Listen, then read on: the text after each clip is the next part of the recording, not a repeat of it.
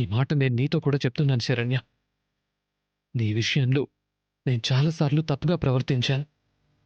నిన్ను బాధ పెట్టాను. యాజ్ ఎ హ్యూమన్ నేను నీతో అలా బిహేవ్ చేయటం వెరీ బ్యాడ్. నువ్వు చాలా మంచిదానివి శరణ్య. అందుకే అప్పుడు నేను నాకు తెలియకుండా చేసిన ఎన్నో తప్పుల్ని పెద్ద మనసు చేసుకుని క్షమిస్తూ వచ్చావు.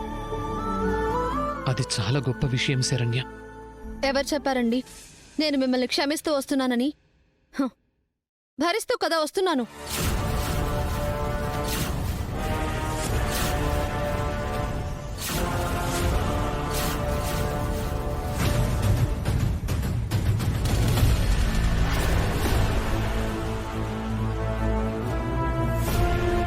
శరణ్య,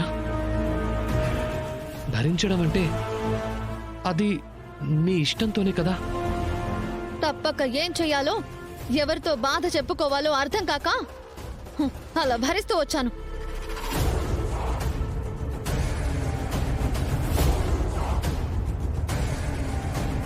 దీని వర్షనిటీ ఏదో తేడా కొడుతుంది. అవునమ్మి, నాకు కూడా అట్టాగే ఉండదే. అమ్మా శరణ్య, ఏంటమ్మా ఎప్పుడు లేంది ఎందుకిలా మాట్లాడుతున్నావు? ఇప్పటికీ నేను మాట్లాడకపోతే ఇంకెప్పుడు మాట్లాడగలను అత్తయ్య గారు? నాకు మనసు అనేది ఉంది కదా. పెళ్ళైన నాటి నుంచి ఆ మనసు కన్నీళ్లతో తడవని రోజంటూ లేదని మీకు కూడా తెలుసు కదా అత్తయ్య గారు.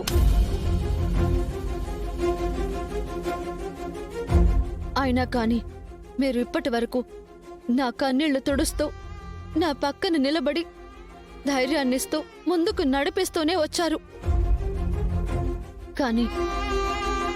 కానీ ఏనాడు మీ కొడుకు నా మీద చూపిస్తున్న పైశాచికత్వాన్ని మాత్రం పోగొట్టుకోలేకపోయారు.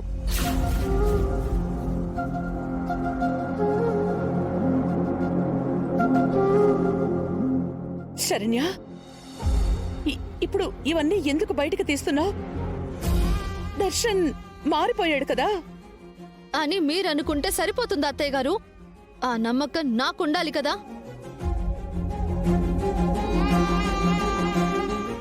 ఇవాళ నన్నేదో ఈయన మళ్ళీ ఇంటికి తీసుకొచ్చారని మీరు మురిసిపోవడం తప్ప ఈయనలో మార్పొచ్చి మంచిగా మారిపోయాడని నేనెలా నమ్మకంతో బతకాలి? అసలు ఈ మనిషి ఈ రోజు తన అవసరం కోసం ఈ ఇంట్లో తనకున్న విలువ ఎక్కడ పడిపోతుందనో నా మీద జాలి చూపిస్తున్నట్టు నాకు అనిపిస్తోంది.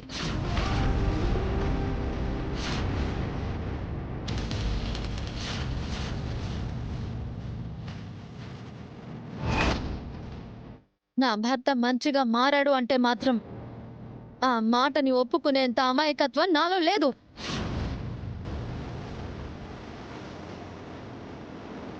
శరణ్య, దర్శన్ గురించి నువ్వు ఇలా మాట్లాడడం చాలా ఆశ్చర్యం వేస్తుంది.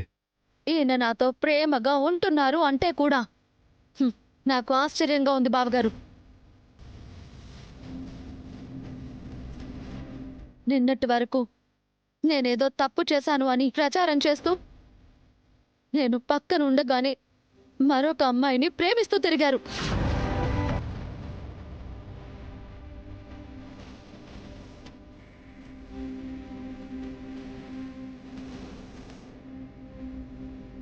పైగా నేను మంచిదాన్ని కాదు అంటూ నన్ను విడాకులివ్వమని టార్చర్ చేశారు.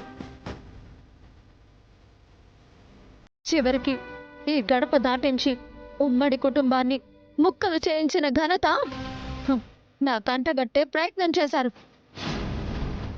సడన్ గా ఇలా బుద్ధిమంతుడిగా మారిపోవడం ఏంటో నాకేం అర్థం కావడం లేదు. అమ్మా శరణ్య, అల్లుడు గారు ఒకప్పుడు ఎలా ఉంటే నీకేంటమ్మా? ఇవాళ నీకోసం మారిపోయి వచ్చాడని మంచిగా మనసుకు తీసుకోవచ్చు కదా. ఎందుకమ్మా ఈ నెగిటివ్ ఆలోచనలు నీకు? ఏయ్ శరణ్య, ఇలా పిచ్చి పట్టినట్టు మాట్లాడి నీ పుట్టింటి పరువు తీయకే నీకు దండం పెడతాను. నేను పరువు తీయడం ఏంటమ్మా? ఆ రోజు నాన్న మీద కూడా నా భర్త చేయి చేసుకున్నాడు కదా. అది నా పుట్టింటి పరువు తీయడం కాదా? దాన్ని నేను సన్మానంగా ఫీల్ అవ్వాలా? ఈ మాట నా చెవిన పడినప్పుడు ఇక్కడ ఎలా ఉండాలి? మీకు పర్వాలేదేమో, కానీ నాకు అలా లేదమ్మా. చచ్చిపోవాలనిపించింది.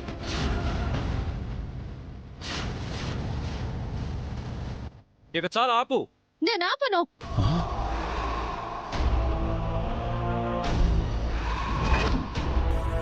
నేను ఆయనతో కాపురం చెయ్యలేను.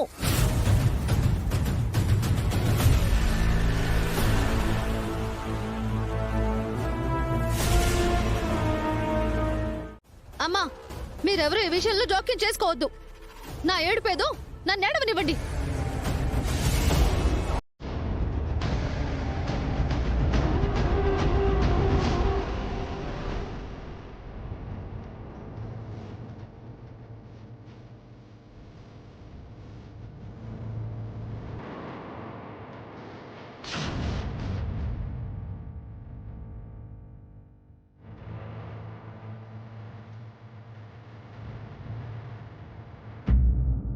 అమ్మే, ఈ సీన్ ఏంది?